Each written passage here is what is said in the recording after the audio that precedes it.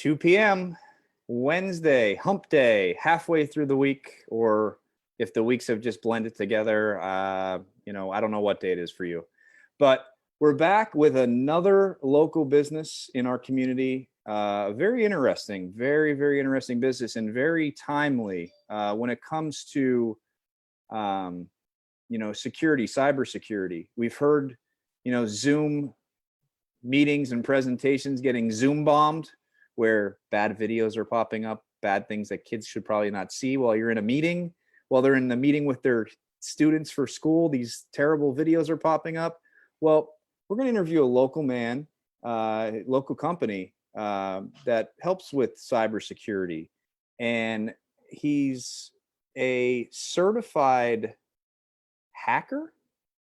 Is that what he told me? I believe. We're going to go right now to Suzanne Slate. She's a real estate agent with Echo Fine Property. Say, hey, Suzanne. Hey, how are you?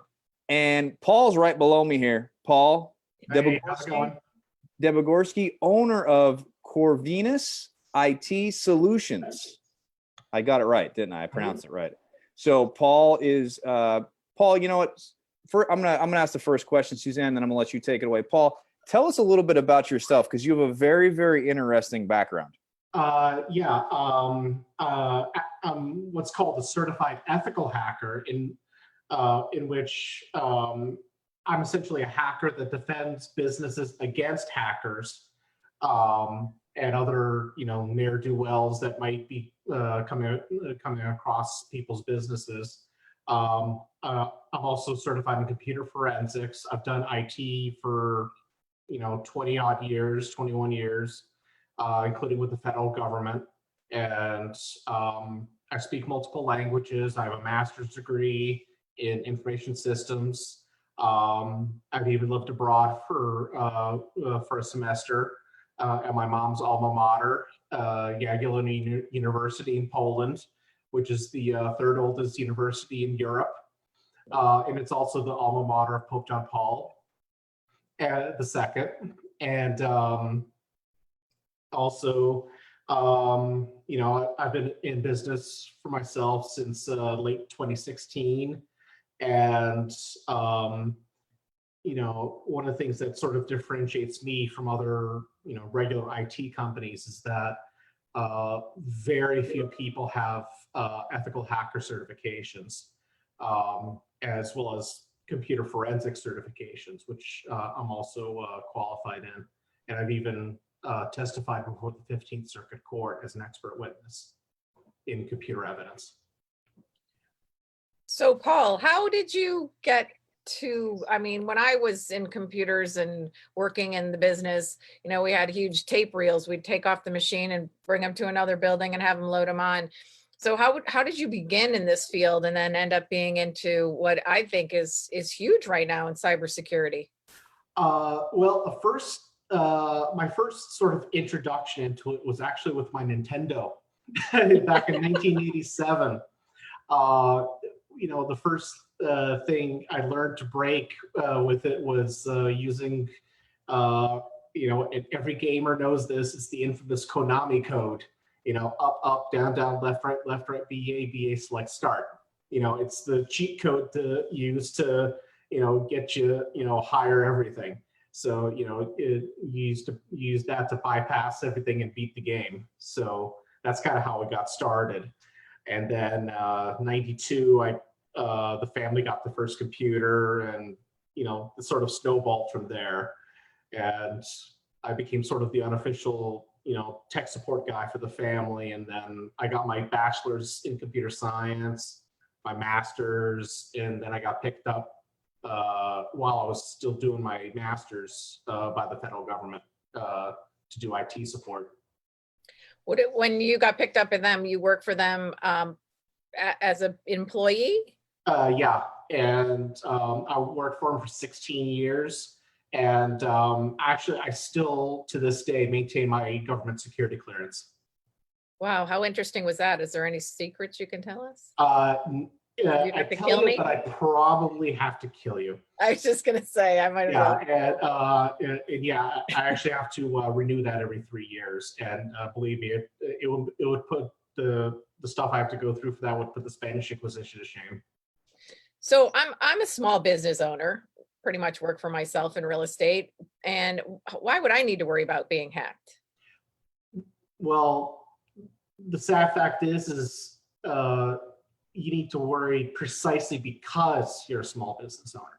Because small business owners tend to be the low-hanging fruit in terms of how easy it is for hackers to get in, because small businesses might not necessarily have the budgets that the big businesses have to get, like the $100,000 firewall to put in, or the huge, antivirus solution that, costs more than, they ever see in their lifetime. So, they don't think about it at all oftentimes. So sometimes they'll just go, okay, I'll get the free antivirus and then, that'll be it. But they don't realize that, the free antivirus, they can blow through that like a stack of leaves. Wow. And What are they looking for? What are they looking for? They're looking for personal information, credit card numbers, email addresses, passwords, health information, confidential information. The list goes on, and they can often take that and put it on what's called the dark web and sell it to the highest bidder. And once that happens, the genie's out of the bottle. And, the analogy I like to use for that, trying to get all of that back in the bottle, proverbial bottle, is like trying to unfire a bullet. You can't. Wow. So if you're hacked and it gets out there, what do you do? What's the best process for someone to be unhacked? Well, it's the best process to get unhacked is to try to prevent it from happening in the first place. Right. Because, try to make yourself as minimal of a target as possible before something happens.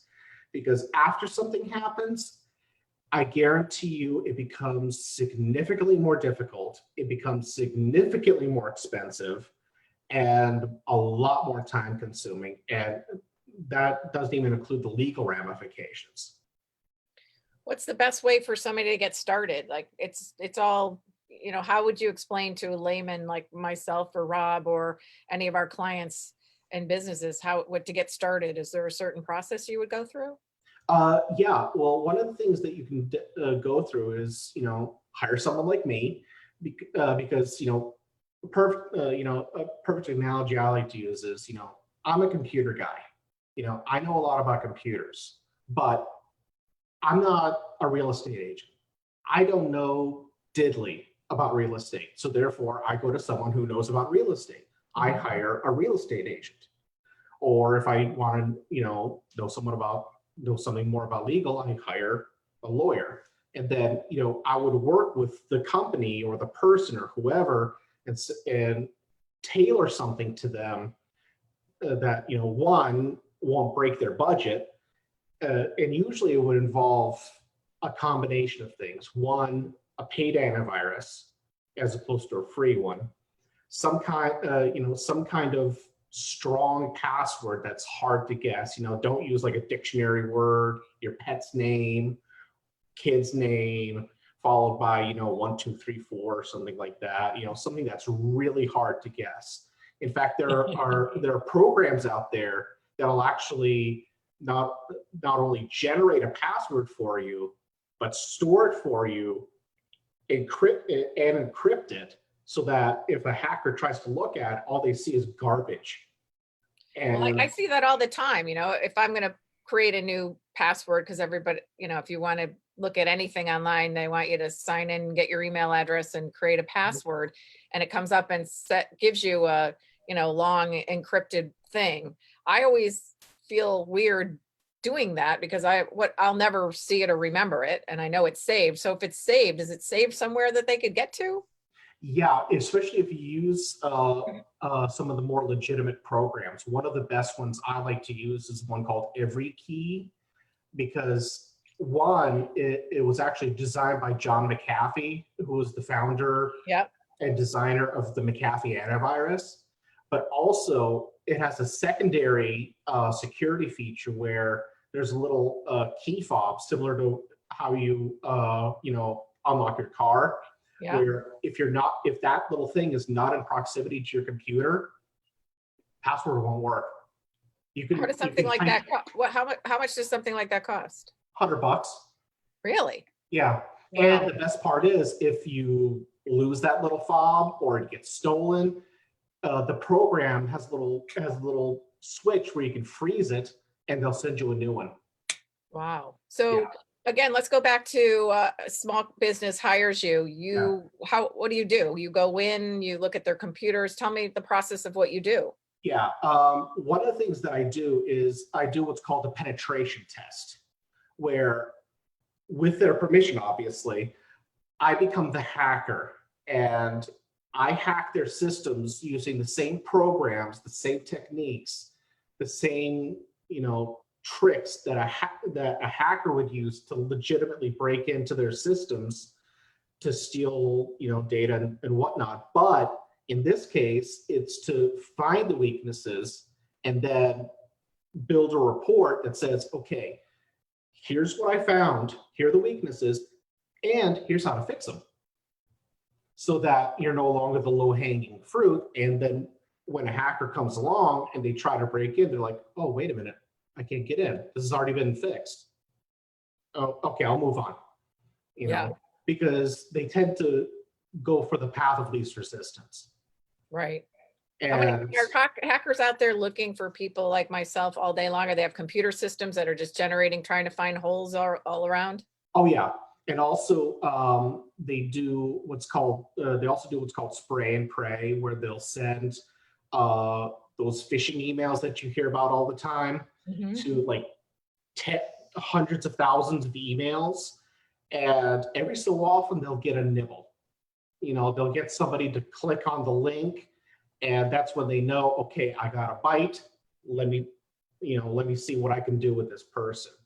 And part of my penetration testing is doing these phishing simulations, where I'll send these actual phishing emails that have been sent out before to gauge how ready the employees are to Information. Yeah. for the security. And then part of my report is to say, okay, 5 employees got clicked the link and provided me with their passwords. You might want to give them some training.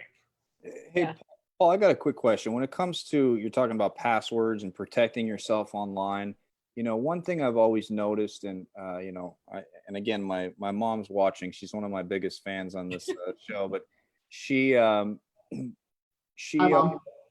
on Facebook, and she's sharing things sometimes, and she's clicking on things. And I tell her, Mom, they're not giving you a free $1,000 gift card to Costco. It's not happening. It's just not doing it. But she's clicking on certain things, and sometimes it's clickbait, and sometimes I feel it could be someone trying to hack in. What's your advice to people on clicking on links and clicking on things? Because it's sometimes it's so hard not to click on it, right? I have to see what's there. What would be your advice there? Well, the first thing is that if it sounds too good to be true, it probably is. And always try to look at a link with a critical eye. If it comes from somebody you don't know or don't trust, don't click it. And sometimes hackers will even try to trick you by sending an email from somebody that that you normally would know and trust, send you a link. But sometimes they'll screw up. They'll say something in the email that that person will never say, or that they'll never do in the email. And you'll be like, and that'll kind of put you on guard and be like, well, wait a minute, that doesn't look right. So if that kind of puts you in the back of your mind going, wait a minute, that's, don't click the link. And also on Facebook, like especially with those quizzes and all those other things, I avoid those like the plague, because those are generally used for information gathering. And, for like people who, use their pets' names and, kids' names and, alma They're maters. fun. They're fun. They're fun, I will say. But yeah, they do. They gather your information. People use that to create what are called rainbow tables in the hacker community, where they create like a 1,000 long or 10,000 long list of the most common passwords and variations, and then they'll stick it into a program, and they'll just sit there, go like this, basically, let the program go through all the passwords until it finds the right one. And then when it comes to it, I've noticed a lot, like my banking app on my phone. A lot of the apps now do the facial recognition. Mm-hmm. Biometrics. Mm-hmm. Safe, not safe, can be hacked. How does that work? Yeah, biometrics is definitely one way to go. Another is something called two-factor authentication, where, for example, there are apps on your phone like Authy or Google Authenticator, where when you sync it on your phone, every 15 seconds or 20 seconds, it'll generate a randomized code. And if you activate the two-factor authentication on your account, say for your bank or Facebook or whatever account it is, you'll put in your username and your password like you do 1,000 times, but then it'll say, hey, what's the code? And then you go in your phone and see what the code is for that account, type it in, and you're in. If some random person happens on your password, they put in your username and your password, they'll get the same thing saying, hey, what's the code? And they'll be like, I don't know. So yeah, and one other thing really quick, and Suzanne, I'll let you continue. I just, one of the things I always have an issue with is, you need a password for everything, and I hate it. Oh God, another password. I don't remember what that damn password was. I mean, here's another password. And another password. What's a good, and I'm probably not, this is probably not a good thing, but I use the same password for multiple accounts. That's not a good thing. I know you're cringing down there. It's just easy for me to remember. Come on, give me a break. But how do I protect myself when I can't remember all these passwords? Can I write it down on the piece of paper? How do I keep track of these passwords? Yeah, if you have to do it, write it down on a piece of paper, because there was a movie that came out a few years ago. What was it? The Kingsman, where the bad guy said paper can't be hacked. And if you jot it down on and the caveat with that is, if you jot it down on a piece of paper, put it in a secure location. I can't tell you how many times I've done the testing for companies, and I've done a little social engineering, as they call it. I walked into the company and I said, hey, I'm Joe from Comcast. I heard your internet's slow. Can I check things out for you? I walk in and I see an entire little arch of sticky notes with people's passwords on them.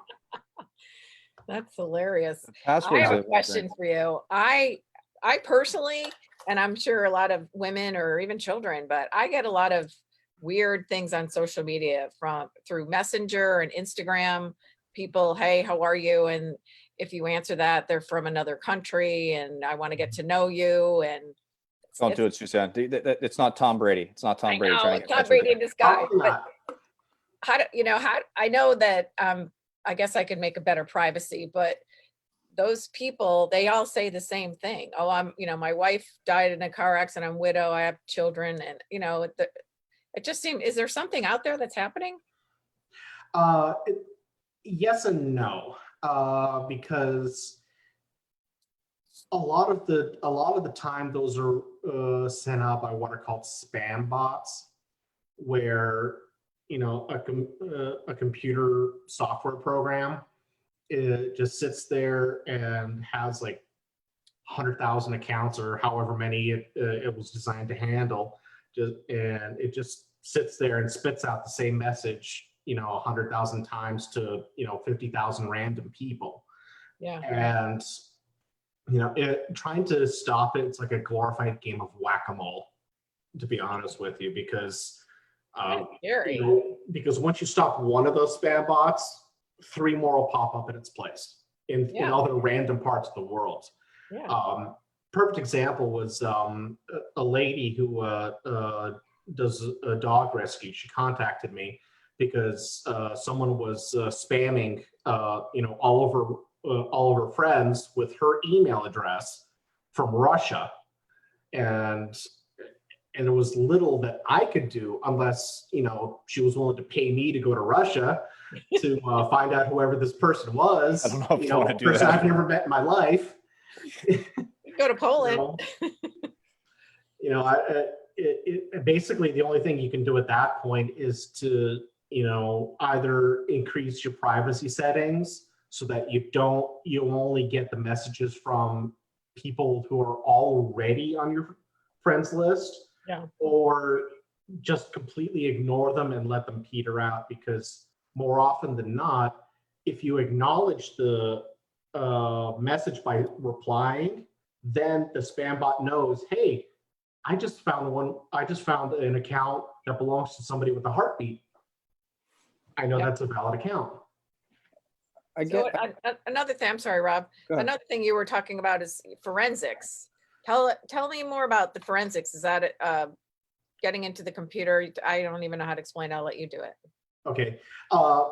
Basically with that, there's sort of 2 equal and opposite variations of it.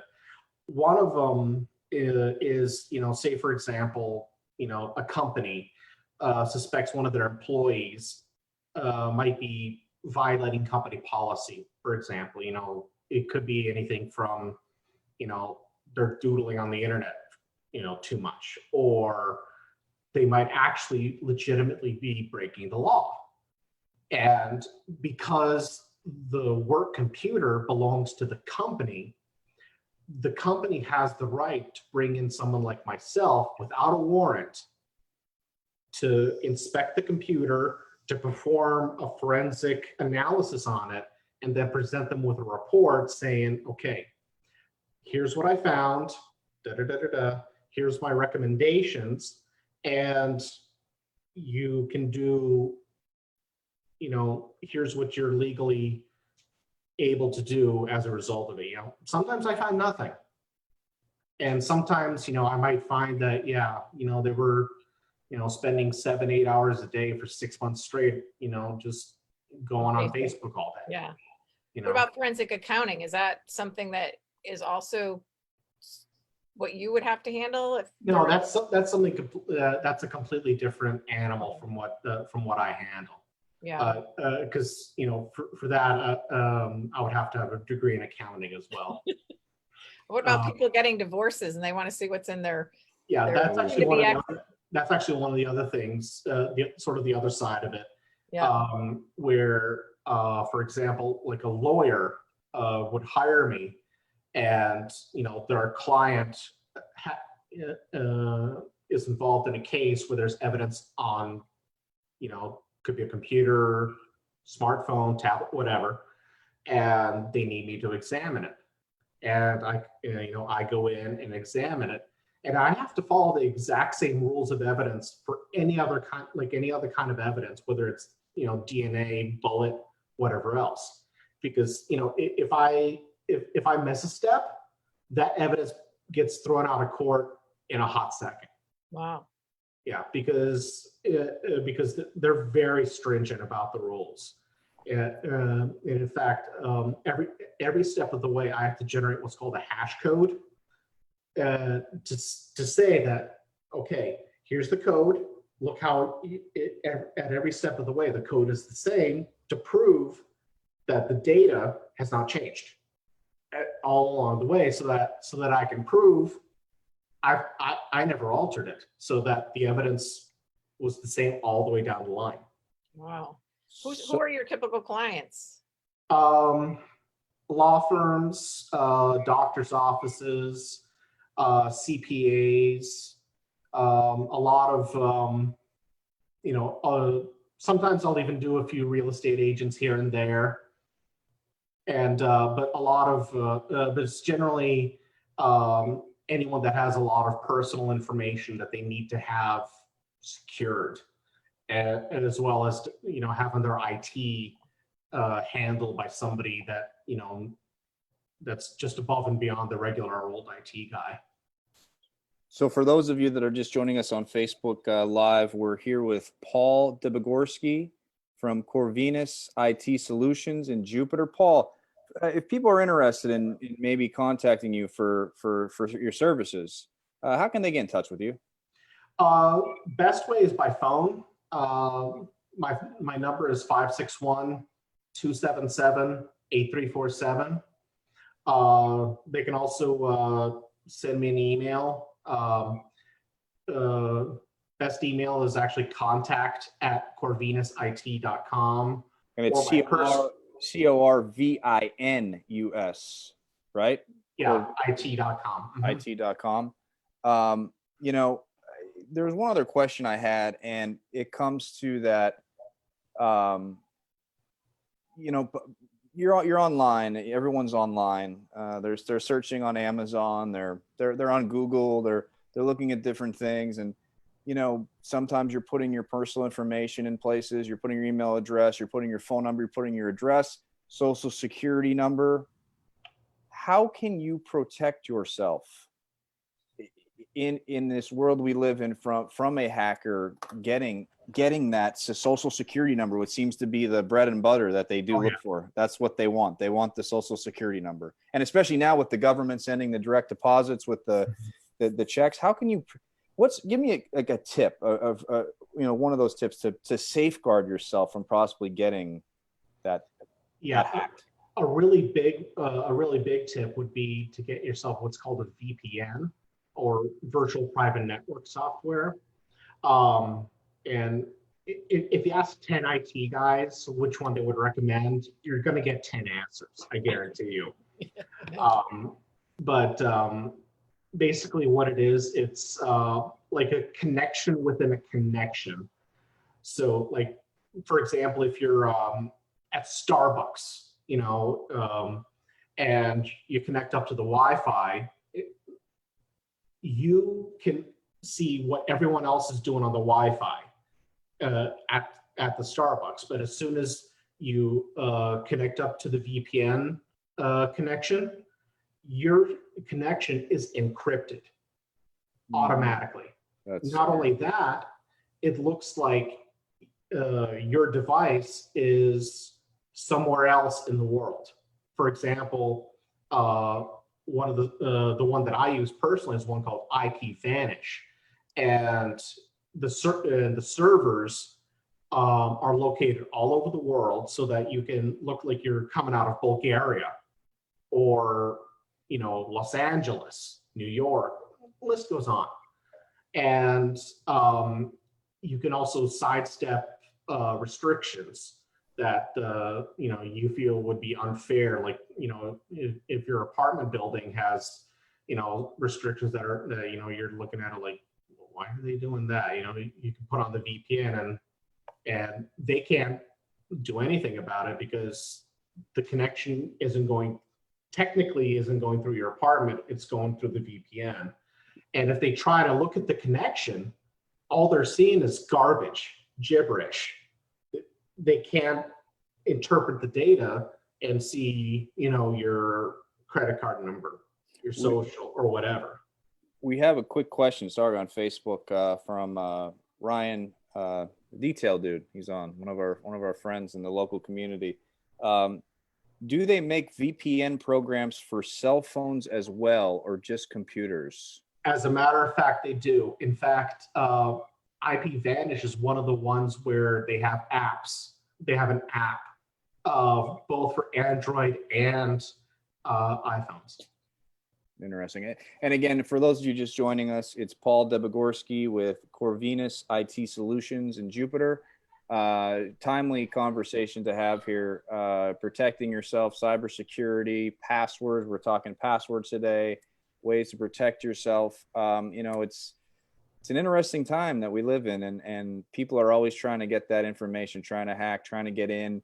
I've heard at the airports with plugging in your cell phones, there's a way that they can hack into your phones. It just blows my mind. This stuff goes well over my head, but it's very important because it's vital information that hackers are looking for. And you said they're selling it on the black market, social security numbers, bank account numbers, and then by the time you know it, you turn around, your bank account's cleared out. Yeah, exactly. And as a matter of fact, this was about 2.5 years ago. I did a test for a company in the area, and let's just say they failed to take my advice.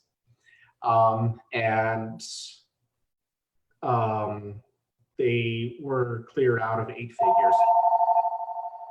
Whoa. Yeah. So they, let's just say that it was a very hard lesson to learn. And that's one of the things I always try to tell companies. It is a lot less expensive to prepare for a problem than it is to deal with a problem after it happens. Because not only do you have to, deal with the lost data, revenue, the overtime, legal costs, lost customers, because think about it. Under the law, you have 30 days to disclose if you've been hacked in Florida. You can look it up yourself. It's Florida Statute 501.171. And, think of yourself as, as a customer. If you found out your favorite store in the world got hacked, would you want to go back and give them your credit card number?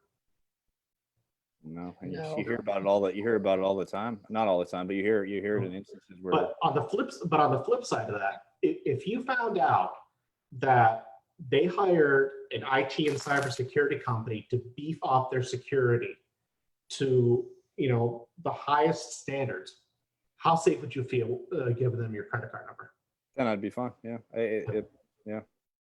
Exactly. Well, I've learned a lot today, and I think that, we can buy all these little software things, but being a layman, trying to put it all into place so it works properly is not, it's a good idea. It's better than nothing, but to hire somebody like you, I'm sure it goes from certain categories all the way up, but I think everybody should do this. And I would definitely recommend you with all your credentials after your name. Mm-hmm. It's incredible. I mean, Paul reached out to us, through Facebook and through these local business videos that we've been doing. And again, Paul's another local guy, lives right here in Abacoa, right here in Jupiter. And he's a local guy, spends his money here, lives here. So we need to support local. We need to support local guys like Paul and Corvinus IT Solutions. And it's very important. I mean, I can't stress it enough. Knock on wood. I've never been Don't hacked. say it. I don't think it's happened. But I learned from Paul today. I'll tell you one thing I learned from Paul. I can't keep using that same password for multiple accounts. And Paul, I guess one more time, really quick, when I go back to the passwords again, and I talked about my bank on my phone, and it does the facial recognition. Do you see more businesses and apps and places that you store your credit card on using this technology? And is it 100% safe, or is always there a way for someone to hack into something like that even? Yeah, I definitely see a lot of businesses moving towards that, especially sooner rather than later, with the businesses that, store financial, health, and, that kind of data. And as far as it being, 100% safe, the adage we always use is, if it's connected to the internet, it can be hacked. There's no such thing as a 100% hack-proof system. And then what about one last thing I just thought about as we're talking here? Apple Pay. You save your card on your cell phone, right? And it's easy. You just pop the cell phone up and boop, it pays your thing. Good idea, bad idea? Be very careful keeping information on a cell phone. I would be very careful with it. If you feel comfortable with it, use it at your own discretion. I personally don't, only because I know how easy it is to just sit there on the street, stand there on the street corner within 6 inches of somebody, and have it in my pocket, and tool around on my phone, and boom, I got the credit card number. But